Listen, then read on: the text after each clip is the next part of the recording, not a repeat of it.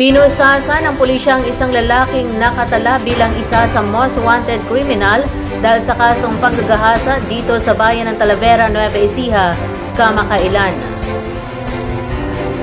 Sa ulat ni Police Major Domingo Resma, ang Chief of Police ng Talavera, nagsagawa ng Manhunt Charlie Operation ng kanilang tropa, katuwang ang mga pulis ng 2nd Provincial Mobile Force Company dito sa Barangay San Pascual, Talavera, kung saan nagresulta sa pagkakaaresto ni Charles Gonzales E. Servania, 18 years old lamang, na itinuturing na Talavera's top 3 most wanted person.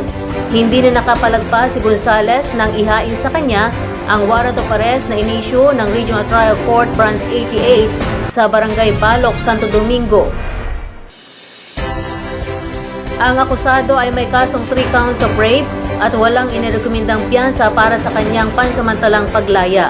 Kasalukuyang nakapiit ang suspek sa nasabing police station habang hinihintay ang order ng korte. Sinabi naman ni Major Resma na nananatiling matatag ang kanilang hanay sa diskarte laban sa mga wanted person at pagkumpiska ng mga loose firearms, at ipatutupad pa rin ang buong pwersa ng batas para mabawasan ang kriminalidad sa kanilang bayan.